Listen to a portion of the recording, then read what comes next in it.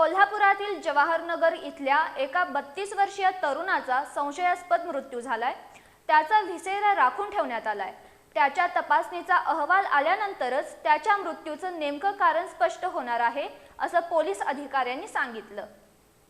कोल्हापुरातील जवाहरनगर इथं 32 वर्षीय रमेश लक्ष्मण कदम हा तरुण राहत होता।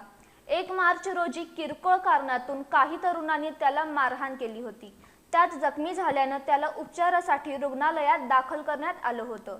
मात्र त्याच्यावर उपचार करून दुसऱ्या दिवशीच त्याला रुग्णालयातून घरी सोडण्यात आलं होतं।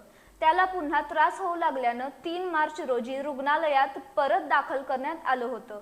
मात्र उपचार सुरू असताना त्याचा मृत्यू झाला। त्याच्या मृत्यूचं कारण स्पष्ट झालेलं नाही, त्यामुळे त्याचा व्हिसेरा राखून ठेवण्यात आलाय, असं राजारामपुरी पोलीस ठाण्याचे पोलीस निरीक्षक सतीश होडगर यांनी सांगितलं। त्याचा पुढील तपासणीचा अहवाल आल्यानंतरच त्याच्या मृत्यूचं नेमकं कारण स्पष्ट होईल, असं त्यांनी सांगितलं।